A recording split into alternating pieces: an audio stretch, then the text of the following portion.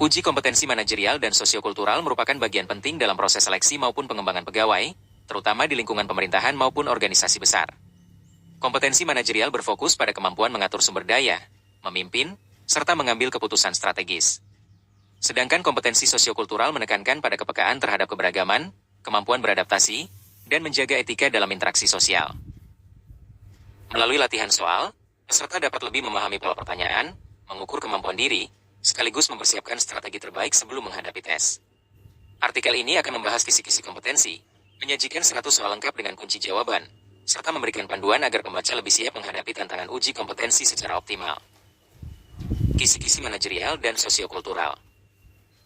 Bagian ini berisi gambaran umum mengenai indikator kompetensi yang diujikan dalam aspek manajerial dan sosiokultural. Kisi-kisi ini membantu peserta memahami ruang lingkup materi, sehingga dapat lebih terarah dalam mempelajari dan menjawab soal uji kompetensi. 1. Integritas dan akuntabilitas. Menilai kejujuran, konsistensi, serta kemampuan mempertanggungjawabkan keputusan dan tindakan. Ujian sering berupa studi kasus dilema etis, transparansi, dan komitmen terhadap peraturan. 2. Orientasi pada hasil, result oriented. Kemampuan menetapkan target, mengelola sumber daya, memantau progres, serta mencapai tujuan organisasi secara efektif dan efisien. 3. Pengambilan keputusan dan problem solving. Mengukur kemampuan menganalisis masalah, mengidentifikasi alternatif solusi, mempertimbangkan risiko, serta mengambil keputusan yang tepat berdasarkan data dan regulasi. 4. Komunikasi dan kolaborasi. Kemampuan menyampaikan informasi secara jelas, mendengarkan secara aktif, membangun koordinasi lintas unit, serta menjaga kerja sama tim. 5. Pengelolaan perubahan, change management. Menilai kesiapan menghadapi perubahan regulasi, teknologi, dan dinamika organisasi. Termasuk keterampilan adaptasi, inovasi, serta mengelola resistensi dari bawahan atau rekan kerja. 6. Pengembangan diri dan orang lain. Kemampuan untuk belajar berkelanjutan, berbagi pengetahuan, membimbing bawahan, serta mendukung peningkatan kompetensi tim. 7. Kepemimpinan dan pengaruh. Mengukur kapasitas memimpin, memberi arahan, membangun motivasi, serta memengaruhi rekan kerja yang mitra untuk mencapai tujuan bersama. 8. Kesadaran sosiokultural. Menilai sensitivitas terhadap keberagaman suku, agama, budaya, gender, dan generasi. Termasuk sikap inklusif, toleransi, dan kemampuan membangun harmoni dalam tim multikultural. 9. Orientasi pelayanan publik. Kemampuan memahami kebutuhan masyarakat, memberikan pelayanan prima, mengutamakan kepuasan publik, serta bekerja berdasarkan prinsip profesionalitas dan empati. 100 soal uji kompetensi manajerial dan sosiokultural kunci jawaban.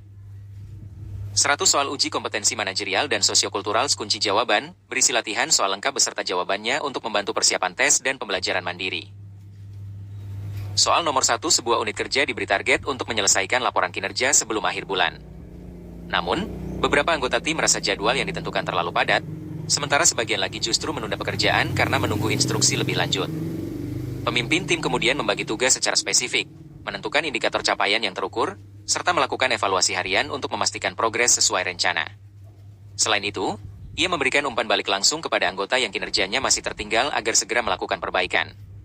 Pendekatan pemimpin tersebut menunjukkan kemampuan A. Menghindari tekanan kerja agar tim tetap nyaman. B. Mendelegasikan seluruh tugas tanpa pemantauan. C. Menetapkan tujuan tanpa memperhatikan kondisi tim. D. Mengelola kinerja dengan fokus pada hasil dan efisiensi pencapaian target. E. Mengandalkan sistem laporan tanpa evaluasi mendalam. Jawaban D. Pembahasan. Pemimpin tersebut menunjukkan orientasi kuat pada hasil, result oriented, dengan memastikan setiap langkah kerja terukur dan mengarah pada pencapaian target. Ia tidak hanya membagi tugas, tetapi juga melakukan pemantauan berkelanjutan, memberikan umpan balik, dan menyesuaikan strategi bila diperlukan. Pendekatan ini sejalan dengan prinsip manajerial yang menekankan efektivitas, doing the right things, dan efisiensi, doing things right. Dengan sistem evaluasi yang rutin, pemimpin membantu tim tetap fokus pada output berkualitas, sekaligus membangun budaya kerja yang disiplin dan bertanggung jawab terhadap kinerja bersama. Soal nomor 2, seorang pejabat struktural mendapat tekanan dari pihak luar agar mempercepat proses izin proyek dengan imbalan fasilitas pribadi. Ia menolak tawaran tersebut karena bertentangan dengan etika profesi dan dapat mencederai reputasi instansinya. Walaupun sempat mendapatkan kritik karena dianggap terlalu kaku, ia tetap memilih mengikuti seluruh prosedur dan melaporkan upaya suap tersebut kepada unit pengawasan internal. Tindakan yang dilakukan pejabat ini merupakan contoh dari A. Integritas dan akuntabilitas dalam menjalankan tugas publik secara profesional. B. Ketidaktegasan dalam menolak permintaan pihak luar. C. Upaya mempercepat layanan tanpa memahami risiko. D. Sikap netral yang mengabaikan kepentingan organisasi. E. Penghindaran tanggung jawab terhadap keputusan yang diambil. Jawaban A. Pembahasan. Pejabat tersebut memperlihatkan integritas dan akuntabilitas tinggi dengan menolak intervensi yang berpotensi melanggar hukum.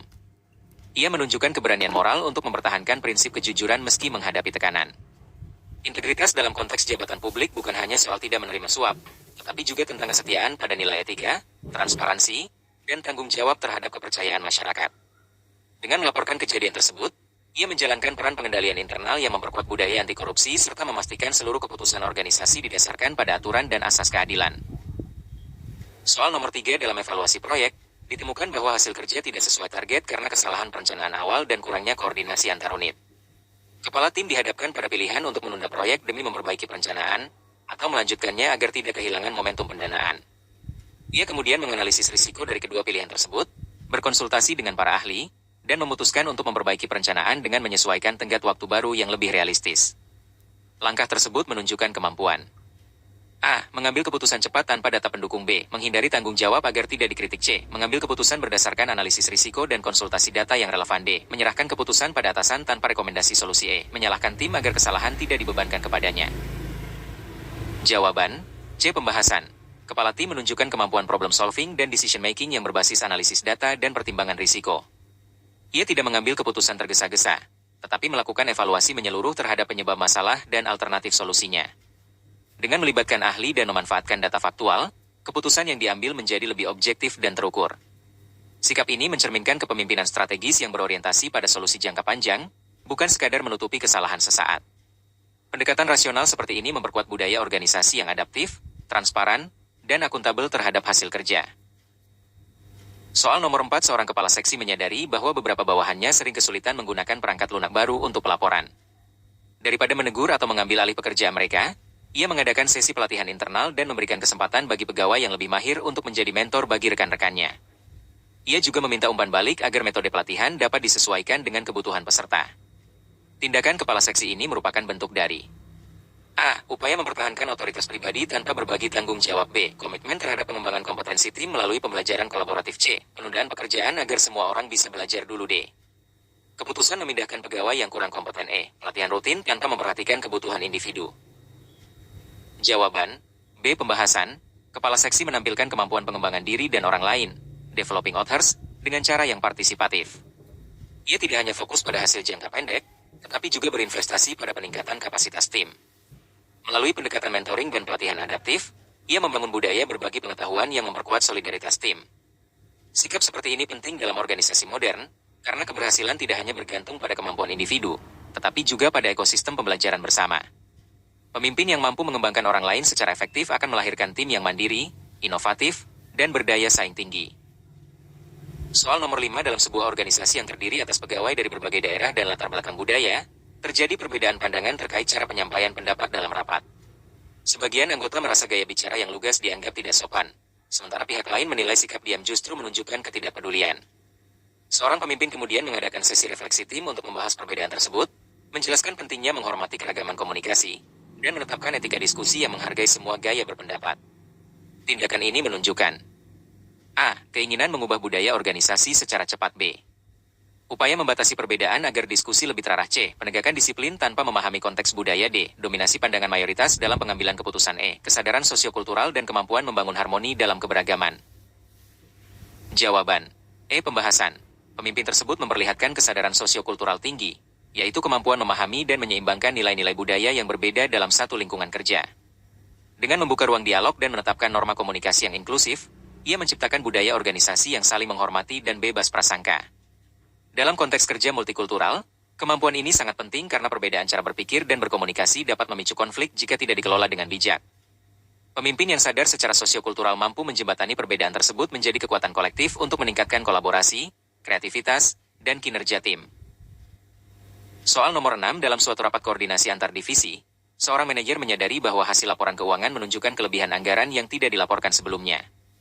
Tim keuangan mengaku bahwa dana tersebut disimpan sebagai cadangan untuk kebutuhan mendadak tanpa melalui prosedur resmi.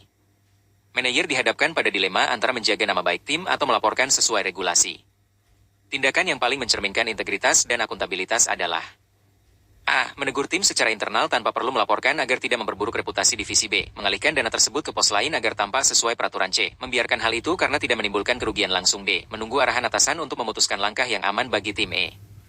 Melaporkan secara terbuka dan menindaklanjuti sesuai prosedur agar transparansi terjaga. Jawaban E. Pembahasan. Integritas dan akuntabilitas menuntut setiap pemimpin bertindak jujur, transparan, dan bertanggung jawab. Dalam kasus ini, menyembunyikan atau menunda laporan adalah bentuk kompromi terhadap etika profesi. Tindakan yang tepat adalah melaporkan kondisi sebenarnya sesuai mekanisme organisasi, sekaligus memastikan evaluasi sistem dilakukan agar kejadian serupa tidak berulang. Transparansi justru memperkuat kredibilitas tim dan organisasi. Soal nomor 7, seorang kepala proyek mendapati bahwa target pembangunan jaringan telekomunikasi tidak tercapai akibat keterlambatan pengiriman bahan dari pemasok. Timnya mulai kehilangan motivasi karena tenggat waktu makin dekat. Sebagai pemimpin yang berorientasi pada hasil, langkah yang paling efektif untuk memastikan target tercapai adalah A. Meminta seluruh tim lembur tanpa mempertimbangkan kondisi mereka. B. Mengalihkan tanggung jawab keterlambatan kepada pihak pemasok. C. Mengubah target agar tetap terlihat tercapai di laporan akhir. D. Menyusun ulang strategi kerja, mengoptimalkan sumber daya yang tersedia, dan memotivasi tim untuk fokus pada prioritas utama. E. Menunggu kondisi normal tanpa mengubah rencana kerja agar kualitas terjaga. Jawaban D. Pembahasan. Orientasi pada hasil tidak berarti memaksa tim bekerja tanpa strategi. Pemimpin efektif mampu mengevaluasi hambatan, menyesuaikan pendekatan, dan tetap menjaga semangat kerja. Menyusun ulang prioritas, mengoptimalkan sumber daya, serta memberikan dukungan motivasional adalah bentuk kepemimpinan berorientasi hasil yang profesional dan realistis. Soal nomor 8 dalam rapat darurat, terjadi perbedaan pandangan tajam antara dua unit kerja terkait solusi penanganan gangguan sistem jaringan yang berdampak luas. Salah satu pihak mengusulkan solusi cepat namun berisiko, sementara pihak lain memilih cara lebih aman tetapi memakan waktu. Sebagai pengambil keputusan, langkah terbaik untuk menyelesaikan masalah tersebut adalah A. Memilih opsi tercepat agar tidak dikritik oleh pengguna. B. Memihak pada unit dengan pengaruh lebih besar agar keputusan mudah dijalankan. C. Menganalisis data teknis dari kedua usulan, mempertimbangkan risiko, dan mengambil keputusan berdasarkan rasionalitas serta dampak jangka panjang. D. Menunda keputusan hingga mendapatkan petunjuk dari pimpinan tertinggi. E. Membentuk tim baru untuk menghindari konflik antar unit. Jawaban C. Pembahasan.